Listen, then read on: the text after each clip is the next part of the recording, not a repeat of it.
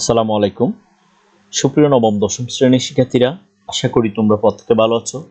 আজকে আমরা আলোচনা করব তোমাদের গণিত বইয়ের সপ্তম অধ্যায় ব্যবহারিক জ্যামিতি নিয়ে। গত পর্বে আমরা টাইপ 1 ও টাইপ 2 নিয়ে আলোচনা করেছিলাম। এই পর্বে আমরা টাইপ 3 থেকে আলোচনা করব। চলো আমরা শুরু করি। টাইপ 3টা একটু লক্ষ্য করো। এখানে বলা হয়েছে সমকোণী ত্রিভুজ আঁকা সম্ভব। এখন আমরা কখন সমকোণী ত্রিভুজ অঙ্কন করতে পারবো আর কখন সমকোণী ত্রিভুজ অঙ্কন করতে পারবো না, এই বিষয়ে একটু আমাদের বেসিক ধারণা থাকা দরকার। দেখো, মনে করো এটা একটা তোমার সমকোণী ত্রিভুজ এ বি সি। এটা একটা সমকোণী ত্রিভুজ। তো এই সমকোণী ত্রিভুজটার একটা কোণ মনে রাখবা 90 ডিগ্রি, অপর দুইটা কোণ মিলে হবে 90 ডিগ্রি। সমকোণী ত্রিভুজের একটা কোণ 90 ডিগ্রি, অপর দুইটা কোণ মিলে হয় 90 ডিগ্রি। এটা যদি একটা সমকোণী ত্রিভুজ হয় এ বি সি, তাহলে এখানে তোমার মনে রাখতে হবে এখানে একটা কোণ হবে 90 ডিগ্রি, অপর দুইটা কোণ মিলে হবে 90 ডিগ্রি। ধরো এখানে বি কোণটা সমকোণ, তাহলে এই কোণের মানটা হচ্ছে তোমার 90 ডিগ্রি। অপর যে দুইটা কোণ রয়েছে সি কোণ আর এ কোণ, এই দুইটা কোণের যোগফলটা হবে তোমার এ কোণ প্লাস কি কোণ সি কোণ, এই দুইটা কোণের যোগফলটা হবে তোমার 90 ডিগ্রি। তাহলে যদি একটি ত্রিভুজের একটা কোণ 90 ডিগ্রি হয়, তাহলে আমরা ওই ত্রিভুজটাকে বলবো সমকোণী ত্রিভুজ, এবং অপর দুইটা কোণের যোগফলটা হবে তোমার 90 ডিগ্রি। এরপর যদি তোমাকে কেউ জিজ্ঞেস করে কখন সমকোণী ত্রিভুজ অঙ্কন করা সম্ভব, তুমি মনে রাখবা এই সমকোণী ত্রিভুজের যে দুইটা ক্ষুদ্রতম বাহু থাকবে, এই দুইটা ক্ষুদ্রতম বাহুর বর্গের সমষ্টি। ক্ষুদ্রতম দুইটা বাহুর বর্গের সমষ্টি হবে তোমার তৃতীয় বাহুর বর্গের সমান। এই কথাটা মনে রাখবা।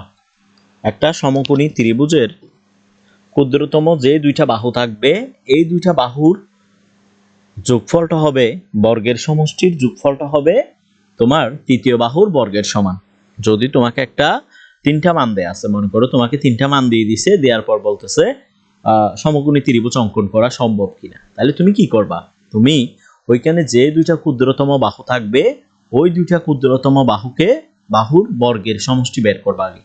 তারপরে যদি তৃতীয় বাহুর বর্গের সমান হয়, তাহলে বলবা এক্ষেত্রে সমকোণী ত্রিভুজ অঙ্কন করা সম্ভব। তো দেখো, এখানে প্রথমে তারা বলছে এ বি সি এর এ কোণ যেটা আছে, এই এ কোণ সমান বি কোণ প্লাস সি কোণ হলে এ কোণের মান কত। দেখো, একটা যদি ত্রিভুজ থাকে, এই ত্রিভুজের একটা কোণ সমান অপর দুইটা কোণের যোগফল। তো আমরা জানি ত্রিভুজের তিন কোণের সমষ্টি হয় 180 ডিগ্রি। তাহলে এ কোণ সমান যদি তোমার বি কোণ প্লাস সি কোণ হয়, বি কোণ প্লাস সি কোণ, কোণ থাকে কয়টা ত্রিভুজে? তিনটা। তাহলে একটা কোণ সমান দুইটা কোণের যোগফল, তার মানে এই কোণটা হবে 90 ডিগ্রি, অপর দুইটা কোণ মিলে হবে তোমার কত ডিগ্রি? 90 ডিগ্রি। এই কথাটা মনে রাখবা। একটা কোণ 90 ডিগ্রি, অপর দুইটা কোণ হয় 90 ডিগ্রি। তো এক্ষেত্রে আমরা বলতে পারি এখানে বলা হয়েছে এ কোণের মান কত? এ কোণের মান হচ্ছে তোমার 90 ডিগ্রি। এরপর 22 নাম্বার এমসিকিউটা লক্ষ্য করো। 22 নাম্বার এমসিকিউর মধ্যে বলা হয়েছে তিনটি বাহুর দৈর্ঘ্য দেয়া থাকলে নিচের কোন ক্ষেত্রে সমকোণী ত্রিভুজ অঙ্কন করা সম্ভব। তো আমি বলেছিলাম তুমি কি করবা, এখানে যে দুইটা ক্ষুদ্রতম বাহু থাকবে, এই দুইটা ক্ষুদ্রতম বাহুর বর্গটা তুমি যোগ করবা। ক্ষুদ্রতম বাহুর বর্গের সমষ্টি হবে তোমার তৃতীয় বাহুর বর্গের সমান। ক্ষুদ্রতম দুই বাহুর বর্গের সমষ্টি হবে তোমার তৃতীয় বাহুর বর্গের সমান। তো দেখো, এখানে ক্ষুদ্রতম বাহু হচ্ছে কত? 2, আরেকটা হচ্ছে 3। তাহলে 2 স্কয়ার 4, 3 স্কয়ার হয় 9, তাহলে কত হয়? 13, আর 6 স্কয়ার হয় 34। এটা কি সমান হচ্ছে? না। ক্ষুদ্রতম দুই বাহুর বর্গের সমষ্টি তৃতীয় বাহুর বর্গের সমান হচ্ছে না। তাহলে এই ক্ষেত্রে তুমি ত্রিভুজ অঙ্কন করতে পারবা না, সমকোণী ত্রিভুজটা অঙ্কন করতে পারবা না। তো এই ক্ষেত্রে দেখো, এখানে ক্ষুদ্রতম বাহুটা হচ্ছে 3, তাহলে 3 স্কয়ার হয় 9। আর এই ক্ষেত্রে দেখো, এখানে ক্ষুদ্রতম বাহুটা হচ্ছে তোমার 4 স্কয়ার হয় 16। এখন আমরা যদি এই দুইটা যোগ করি, যোগফলটা পাচ্ছি কত? 25। যোগফলটা কত পাচ্ছি? 25। এবার তৃতীয় বাহু যেটা আছে, এটার বর্গটা বের করো। 5 স্কয়ার, 5 স্কয়ার হয় 25। তাহলে দেখো তো 25 এর সমান না? তাহলে আমরা কি বুঝেছি এখান থেকে? আমরা বুঝেছি যে ক্ষুদ্রতম দুই বাহুর বর্গের সমষ্টি তৃতীয় বাহুর বর্গের সমান। তাহলে এই ক্ষেত্রে সমকোণী ত্রিভুজ অঙ্কন করা সম্ভব। এরপর 23 নাম্বার এমসিকিউটা লক্ষ্য করো। এখানে বলা হয়েছে একটি সমকোণী ত্রিভুজ হবে যদি এবং কেবল যদি এর বাহু তিনটির দৈর্ঘ্য যথাক্রমে, অর্থাৎ তিনটা বাহুর দৈর্ঘ্য যথাক্রমে কত হলে সমকোণী ত্রিভুজ অঙ্কন করা সম্ভব। তো আমরা বলেছিলাম ক্ষুদ্রতম তুমি কি করবা, ক্ষুদ্রতম দুই বাহুর বর্গের সমষ্টিটা বের করবা, ক্ষুদ্রতম দুই বাহুর বর্গের সমষ্টি বের করবা। এই বর্গের সমষ্টি যদি তৃতীয় বাহুর বর্গের সমষ্টির সমান হয় তাহলে এক্ষেত্রে সমকোণী ত্রিভুজ অঙ্কন করা সম্ভব। তাহলে 23 নাম্বার এমসিকিউটা দেখো, এখানে উত্তর হবে আমাদের ঘ নাম্বারটা। কেন আমি বলতেছি, দেখো এখানে পাচ্ছি আমরা 6 স্কয়ারে কত হয়, এখানে ক্ষুদ্রতম একটা বাহু পাচ্ছি 6, তাহলে 6 স্কয়ার হয় তোমার 36, 6 স্কয়ারে 36, আর একটা ক্ষুদ্রতম বাহু হচ্ছে 8 স্কয়ারে কত হয় 66, তাহলে এখানে লিখবো আমরা 66, এই দুটো যোগ করলে আমরা পাচ্ছি 100, ঠিক আছে। আর এখানে যে তৃতীয় বাহু রয়েছে এই তৃতীয় বাহুর বর্গ করো, তৃতীয় বাহুর বর্গ tan স্কয়ারও তোমার কত হয়, tan স্কয়ারও হবে তোমার 100, tan স্কয়ারও তোমার কত হচ্ছে 100, তাহলে ক্ষুদ্রতম দুই বাহুর বর্গের সমষ্টি তৃতীয় বাহুর বর্গের সমান, সেজন্য এই ক্ষেত্রে আমরা সমকোণী ত্রিভুজটা অঙ্কন করতে পারবো। তো 25 নম্বর এমসিকিউটা লক্ষ্য করো, এখানে বলা হয়েছে নিচের কোন বাহুগুলোর দৈর্ঘ্য দ্বারা সমকোণী ত্রিভুজ অঙ্কন করা সম্ভব। তাইলে আমরা ক্ষুদ্রতম দুই বাহুর বর্গের সমষ্টিটা বের করব, এরপর তৃতীয় বাহুর বর্গের যদি সমান হয় ওইটা, তাহলে আমরা বলবো সমকোণী ত্রিভুজ অঙ্কন করা সম্ভব। যেমন এখানে 1 স্কয়ার 1, 2 স্কয়ারে কত হয় 2 স্কয়ারে 4, তাহলে 1 আর 4 যোগ করলে তোমার 5 হয়, আর 3 স্কয়ারে হয় 9, এক্ষেত্রে অঙ্কন করা সম্ভব নয়। এরপর 2 নাম্বার অপশনটা দেখো, এখানে 2 স্কয়ারে কত হয় 4, 3 স্কয়ারে হয় 9, 4 আর 9 মিলে হয় 13, আর 4 স্কয়ারে হয় তোমার কত, 4 স্কয়ার হয় কত, 4 স্কয়ার হয় 16, তাহলে এক্ষেত্রেও সমান হচ্ছে না, অর্থাৎ ক্ষুদ্রতম দুই বাহুর বর্গের সমষ্টি তৃতীয় বাহুর বর্গের সমান হচ্ছে না, এজন্য এক্ষেত্রে আমরা সমকোণী ত্রিভুজ অঙ্কন করতে পারবো না। এরপর গ নাম্বারটা দেখো, 3 স্কয়ার হয় 9, 4 স্কয়ার হয় 16, তাহলে এই দুইটা যোগ করলে আমরা পাচ্ছি কত 25, তাহলে ক্ষুদ্রতম দুই বাহুর বর্গের সমষ্টি পাচ্ছি 25, আর তৃতীয় বাহু যেটা রয়েছে 5, তাহলে 5 এর বর্গ করলে 5 স্কয়ার হয় কত, 5 স্কয়ার হয় 25, তাহলে ক্ষুদ্রতম দুই বাহুর বর্গের সমষ্টি তৃতীয় বাহুর বর্গের কি হচ্ছে সমান হচ্ছে, এর এই ক্ষেত্রে সমকোণী ত্রিভুজটা অঙ্কন করা সম্ভব। এরপর 26 নম্বর এমসিকিউটা লক্ষ্য করো, নিচের কোন দুইটি কোণের মাধ্যমে সমকোণী ত্রিভুজ অঙ্কন করা সম্ভব। মনে রাখবা যেহেতু এখানে দুইটা কোণের কথা বলা হয়েছে, তো আমরা জানি সমকোণী ত্রিভুজের একটা কোণ কত হয়, একটা কোণ হয় 90 ডিগ্রি। তাহলে মনে করো এটা যদি একটা সমকোণী ত্রিভুজ হয় এ বি সি, তাহলে এখানে বি কোণ যেটা আছে এই কোণটা তোমার 90 ডিগ্রি, তাহলে অপর দুইটা কোণ মিলে হবে কত ডিগ্রি, অপর দুইটা কোণ মিলে হবে 90 ডিগ্রি, কারণ আমরা জানি একটি ত্রিভুজের তিন কোণের সমষ্টি 180 ডিগ্রি। তাহলে এখানে তোমাকে একটা কোণের মান দিয়ে দিছে কত ডিগ্রি, একটা কোণের মান তারা বলে দিছে, এখানে বলা হয়েছে, এখানে তারা বলে নাই, আমরা জানি যে একটা কোণের যোগফল কত হয়, একটা কোণের মান হবে সমকোণী ত্রিভুজে এক কোণের যেটা সমকোণ আছে ওই কোণের মানটা হয় 90 ডিগ্রি, তাহলে অপর দুইটা কোণ মিলে হয় 90 ডিগ্রি।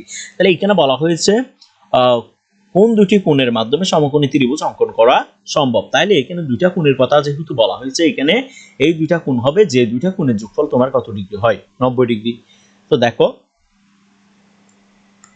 এবার 28 নাম্বার এমসিকিউটা লক্ষ্য করে, এখানে বলা হয়েছে এ বি সি ত্রিভুজ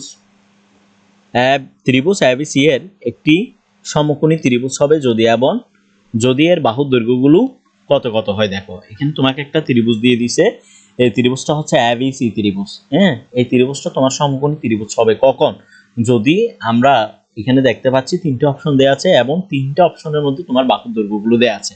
তো আমরা বাহু দেওয়া থাকলে কি জানি, আমরা জানি ক্ষুদ্রতম দুই বাহুর বর্গের সমষ্টি তৃতীয় বাহুর যদি বর্গের সমান হয় তাহলে এই ক্ষেত্রে সমকোণী ত্রিভুজ অঙ্কন করা সম্ভব। তো দেখো এখানে এক নাম্বার অপশনটা দেখো, এখানে আছে 5 স্কয়ার হয় 25, আর এখানে আছে তোমার 12 স্কয়ার 12, ক্ষুদ্রতম বাহুটা আরেকটা হচ্ছে 12, তাহলে 12 12 144, এই দুটো যোগ করলে আমরা পাচ্ছি কত 169, ঠিক আছে 169, আর এখানে বৃহত্তম বাহু আছে 13, তাহলে 13 স্কয়ারে কত হয় 13 স্কয়ারও হয় 169, তাহলে এই ক্ষেত্রে ক্ষুদ্রতম দুই বাহুর বর্গের সমষ্টি তৃতীয় বাহুর বর্গের সমান হচ্ছে, সুতরাং এই ক্ষেত্রে সমকোণী ত্রিভুজ অঙ্কন করা সম্ভব। এরপর 2 নম্বর অপশনটা লক্ষ্য করে, এখানে আছে 6 স্কয়ার কত হয় 6 স্কয়ার হয় 36, আর 8 স্কয়ার হয় তোমার 66, তাহলে এই দুইটা যোগ করলে তুমি পাচ্ছ কত 100, আর বৃহত্তম বাহু কত আছে 10, তাহলে tan এর বর্গ করলেও আমরা পাচ্ছি কত 100, তাহলে এই ক্ষেত্রেও সমকোণী ত্রিভুজ অঙ্কন করা সম্ভব। এরপর 3 নম্বর অপশনটা দেখো, 3 নম্বরের মধ্যে আছে 7 স্কয়ার 49,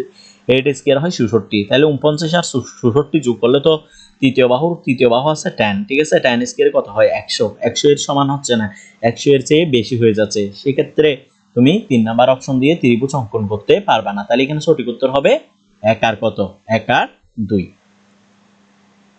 এবার আমরা টাইপ 4 নিয়ে আলোচনা করব। টাইপ 4টা হচ্ছে তোমার বাহুর দৈর্ঘ্য কোণ দেয়া থাকলে নিচের কোনটি আঁকা যাবে। অর্থাৎ এখানে টাইপ 4টা বিভিন্ন প্রশ্ন থাকবে। চলো আমরা এই প্রশ্নগুলো সমাধান করি। তো 29 নাম্বার প্রশ্নটা লক্ষ্য করো, শুধু পরিসীমা দেয়া থাকলে নিচের কোনটি আঁকা সম্ভব। মনে রাখবা, শুধু পরিসীমা দেয়া থাকলে তুমি দুইটা জিনিস আঁকতে পারবা, একটা হচ্ছে তোমার সমবাহু ত্রিভুজ, অপরটা হচ্ছে বর্গ। মনে রাখবা, শুধুমাত্র পরিসীমা দেয়া থাকলে তুমি দুইটা জিনিস আঁকতে পারবা, একটা হচ্ছে তোমার কি সমবাহু ত্রিভুজ, অপরটি হচ্ছে বর্গ। তাহলে এখানে ঘ নাম্বার অপশন আছে কি বর্গ, তাহলে উত্তর হবে বর্গ, কারণ এখানে সমবাহু ত্রিভুজ নেই। এরপর 30 নাম্বার এমসিকিউটা লক্ষ্য করো, শুধু পরিসীমা দেয়া থাকলে নিচের কোনটি আঁকা যায়, বর্গ। ঠিক আছে, পরিসীমা ও একটি কোণের মান জানা থাকলে কোনটি আঁকা যায়। মনে রাখবা, আমরা গত পর্বগুলোতে আলোচনা করেছিলাম, যদি পরিসীমা আর একটা কোণের মান দেয়া থাকে তাহলে তুমি রম্বস অঙ্কন করতে পারবা, আর একটি বাহু আর একটা কোণ দেয়া থাকলেও তুমি রম্বস অঙ্কন করতে পারবা। দুইটা ধরো তোমাকে একটা বাহু দেয়া আছে, একটা কর্ণ দেয়া আছে, তাহলে তুমি রম্বস অঙ্কন করতে পারবা, অথবা দুইটা কর্ণ দেয়া থাকলেও তুমি রম্বস অঙ্কন করতে পারবা। তো এখানে আমাদেরকে 31 নাম্বার প্রশ্নের মধ্যে জিজ্ঞেস করা হয়েছে, পরিসীমা ও একটি কোণের মান দেয়া থাকলে বা পরিসীমা ও একটি কোণ দেয়া থাকলে কোনটি অঙ্কন করা সম্ভব। তাহলে মনে রাখবা রম্বস। এরপর 32 নাম্বার এমসিকিউটা লক্ষ্য করো, নিচের কোন তত্ত্ব দেয়া থাকলে রম্বস অঙ্কন করা সম্ভব। তো রম্বস অঙ্কনের জন্য তোমার পরিসীমা একটা কোণ লাগবে, রম্বস অঙ্কনের জন্য তোমার মনে করো একটা বাহু একটা কোণ লাগবে, রম্বস অঙ্কনের জন্য তোমার দুইটা কর্ণের প্রয়োজন, অথবা রম্বস অঙ্কনের জন্য একটি বাহু একটি কর্ণের প্রয়োজন। তাহলে এখানে যেটা দেয়া থাকবে সেটা দেখো, রম্বসের পরিসীমা, তো পরিসীমা দেয়া থাকলে হবে না, এখানে একটা কোণেরও প্রয়োজন আসে, সেজন্য ক নাম্বারটা হবে না। একটি কর্ণের দৈর্ঘ্য, কর্ণ দেয়া থাকলে তোমাকে একটা বাহু দেয়া থাকতে হবে, এক্ষেত্রে অঙ্কন সম্ভব নয়। একটি কর্ণ ও একটি বাহু দেয়া থাকলে রম্বস অঙ্কন করা সম্ভব, সেজন্য এখানে উত্তরটা হবে খ নাম্বারটা। এরপর 33 নাম্বার প্রশ্নটা লক্ষ্য করো। 33 নাম্বার প্রশ্নের মধ্যে বলা হয়েছে, কয়টি বাহুর দৈর্ঘ্য দেয়া থাকলে বর্গ অঙ্কন করা যায়।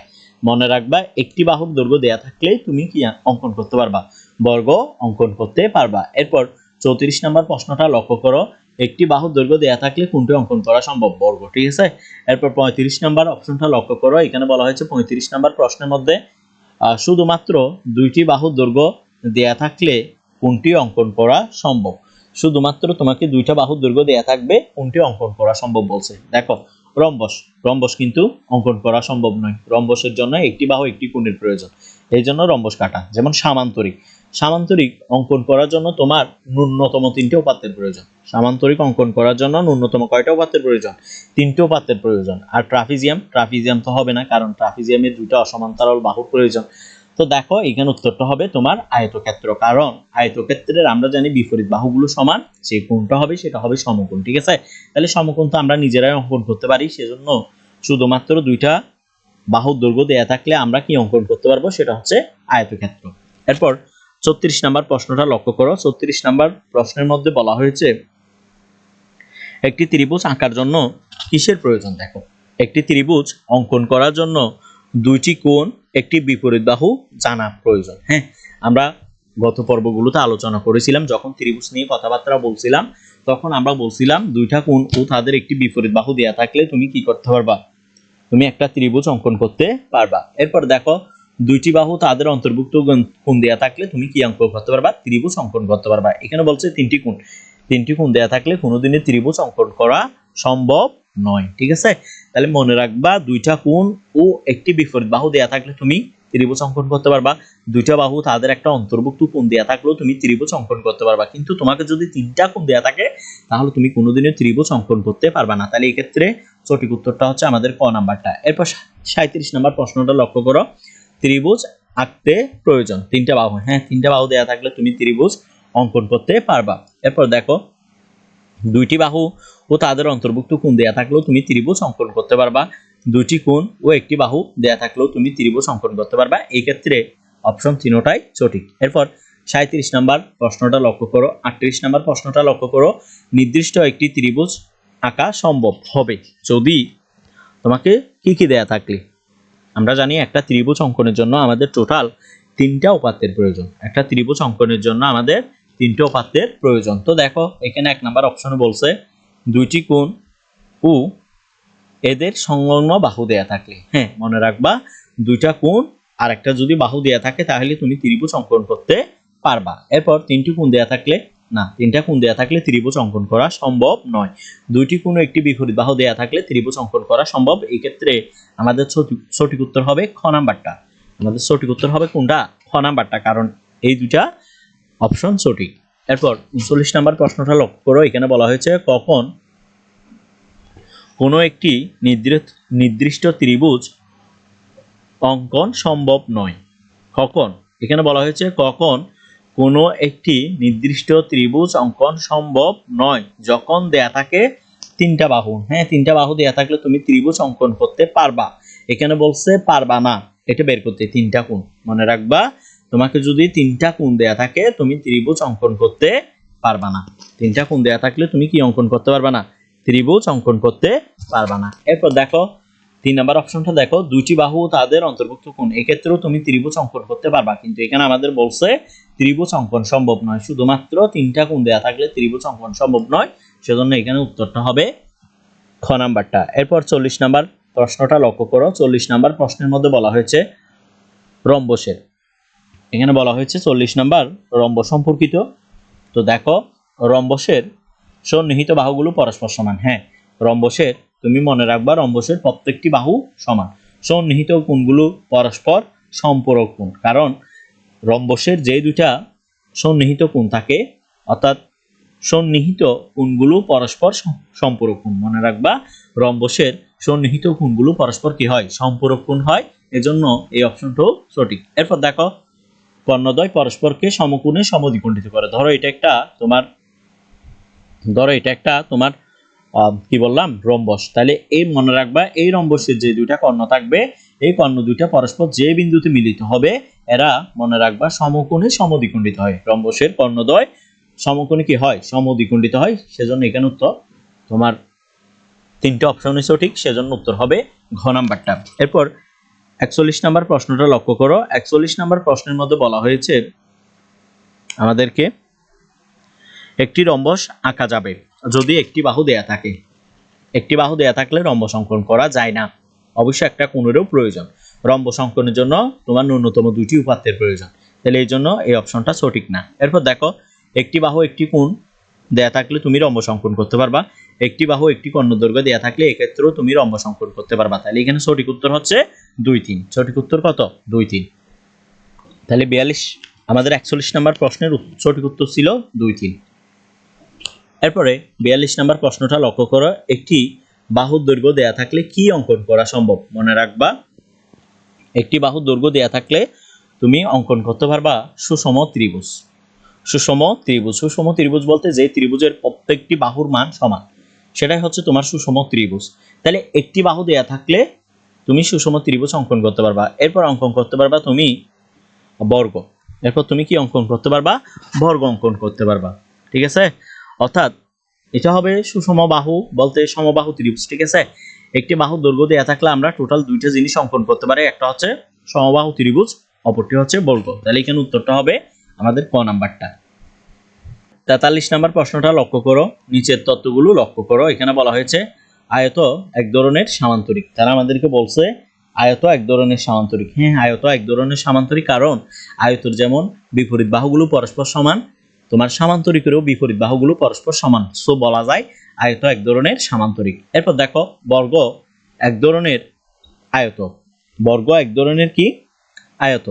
বর্গ এক ধরনের আয়ত, এটাও সঠিক, কারণ বর্গের যেমন প্রত্যেকটি কোণ সমকোণ, আয়তরেও প্রত্যেকটি কোণ সমকোণ। ঠিক আছে, রম্বস এক ধরনের বর্গ। হ্যাঁ রম্বস এক ধরনের বর্গ, এখানে বলছে রম্বস এক ধরনের বর্গ। রম্বস অঙ্কনের জন্য তোমার টোটাল 2টা উপাত্তের প্রয়োজন। রম্বস অঙ্কনের জন্য তোমার 2টা উপাত্তের প্রয়োজন, সেগুলো হচ্ছে ধরো তোমার একটা কোণ একটি বাহুর প্রয়োজন। এক্ষেত্রে এটা সঠিক উত্তর না, আমাদের সঠিক উত্তর হবে 1 আর 2। সঠিক উত্তর হবে 1 আর 2। এরপর 44 নাম্বার প্রশ্নটি লক্ষ্য করো। এখানে বলা হয়েছে যে ত্রিভুজের 3টি কোণ সমান তাকে সমবাহু ত্রিভুজ বলে। যে ত্রিভুজের তিনটি কোণ সমান তাকে সমবাহু ত্রিভুজ বলে। মনে রাখবা, সমবাহু ত্রিভুজের প্রত্যেকটি কোণের মান 60 ডিগ্রি। সমবাহু ত্রিভুজের প্রত্যেকটি কোণের মান, সমবাহু ত্রিভুজের মধ্যে টোটাল কোণ থাকে কয়টা? তিনটা। এই তিনটা কোণের প্রত্যেকটি কোণের মান হচ্ছে তোমার 60 ডিগ্রি। সেজন্য আমরা বলতে পারি তিনটি কোণ সমান হলে তাকে সমবাহু ত্রিভুজ বলে। এরপর দেখো, তিনটি কোণ সূক্ষ্মকোণ তাকে সূক্ষ্মকোণী ত্রিভুজ বলে। এটাও সঠিক। একটি সমকোণ তাকে সমকোণী ত্রিভুজ বলে। যদি একটা ত্রিভুজের একটা কোণ সমকোণ হয় তাহলে তাকে সমকোণী ত্রিভুজ বলে। এটাও সঠিক। তাহলে এখানে আমাদের তিনটা অপশন ছিল, তিনটা অপশনই সঠিক। তাহলে এখানে আমাদের উত্তর হবে ঘ নাম্বারটা। তোমরা যারা এই ক্লাসটি করেছো তাদেরকে অসংখ্য ধন্যবাদ। পরবর্তী পর্ব দেখার আমন্ত্রণ জানিয়ে আজকের ক্লাসটি এখানে শেষ করলাম। তোমরা যারা আমাদের ক্লাসগুলো ইউটিউব থেকে করতেছো তারা অবশ্যই আমাদের ইউটিউব চ্যানেলটা সাবস্ক্রাইব করবা। আর যারা ফেসবুক পেজ থেকে করতেছো তারা অবশ্যই আমাদের ফেসবুক পেজটি ফলো করে রাখবা। আসসালামু আলাইকুম।